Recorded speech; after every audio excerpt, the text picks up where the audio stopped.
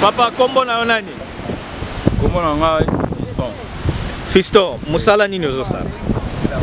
Sala nazosala eza musala pêche. Tobenga yango kit. Obenga yango nini? Kit. Elingi oloba nini? Bon, eza neti pêche tozosala ya kobenda filet na mokili. Parce que tokendaka haute te. Tobendelaka na mokili. Esungaka bino pêche oyo? Bon, air moko boye ezalaka na ba retro.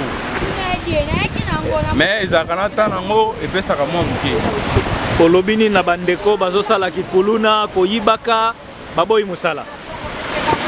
Bon, bato baboyi musala ya kikuluna baboyi musala oyo biso tozoprofite toyaka wa 5 heures.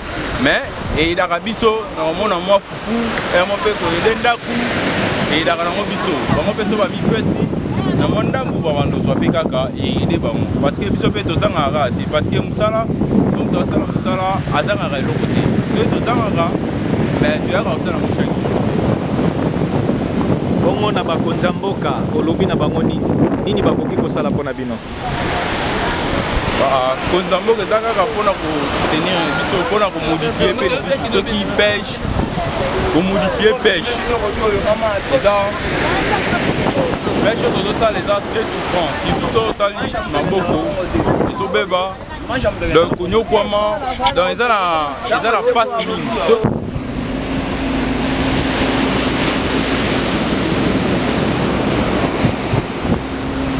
Papa Mbote, kombo na nani? We tomoni ona basinga ebele musala nango nini basinga oyo? Oyo basinga tobendelaka filet. Bobendelaka filet. Et puis bosalaka ndenge nini?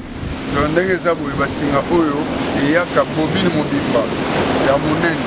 Siko tobimisi bobine wana tozwi yango tokaboli yango tobando linga yango. Ezalaka 3 parties tolinga yango ebimisi singa oyo. Ezala combien de mètres? Singa à peu près ekokende ba 30 ba 40 ça dépend ya moto azosala. Musala oyo ya pêche mpona yo etant que jeune omoni yango ndenge nini?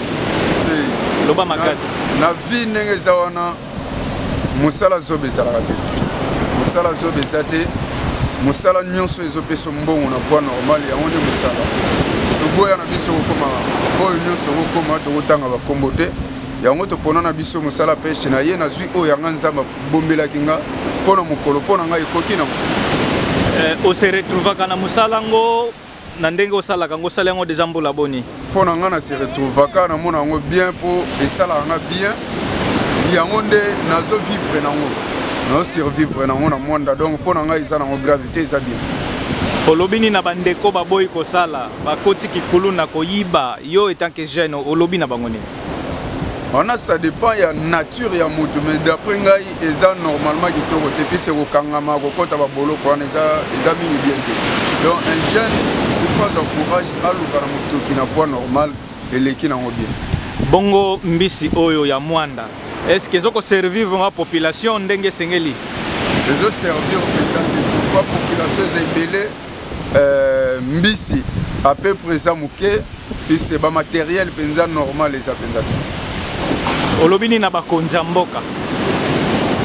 Bakonzi mpona ngai normalement faut batala penza puisque ba jeune de belé basilisi ba classe belé baza ba licencié belé baza ba gradué mais soko tali misala bazo sala les correspondre te na ba niveau na bango. Donc mpona nga bakonzi vraiment faut batala.